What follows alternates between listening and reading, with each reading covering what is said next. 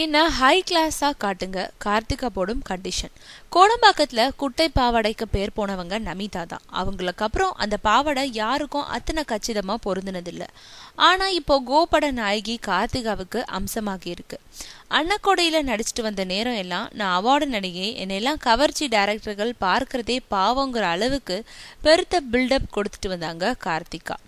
ஆனா அன்னக்கொடி கொடுத்த அட்டாக் காரணமா இப்போ அவங்க கிட்ட அதிரடியான மாற்றங்கள். புறம்போக்கு படம் கைக்கு வந்த அப்புறம் பழைய வட்டி பந்தாக்களையெல்லாம் வெட்டி எரிஞ்சிட்டாங்க கார்த்திகா.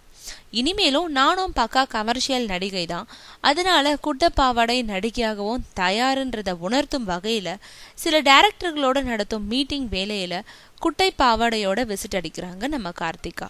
அதோடு நான் மும்பையில் மாடர்ன் கல்ச்சரில் வளர்ந்த பொண்ணுன்னு சொல்லிக்கிட்டு கால் மேல் கால் போட்டு கதை கேட்குறவங்க எல்லாரும் ஒரு ரூட்டில் போனால் நாம் தனி ரூட்டில் போகணும்னு நினச்சி தான் பர்ஃபார்மன்ஸ் நடிகையாக வரணும்னு ஆசைப்பட்டேன். ஆனால் அதுக்கு காலம் கை கொடுக்கல. அதனால நானும் கமர்ஷியல் சாயம் பூசுறதா முடிவு செஞ்சுட்டேன்றபடி தலைமுடிய கோதிவிடும் கார்த்திகா நடிப்போ கவர்ச்சி எதுவா இருந்தாலும் அதுல முதல் தர நடிகையா இருக்கணுங்கிற எங்க அம்மா எனக்கு கத்து கொடுத்த பாடம்.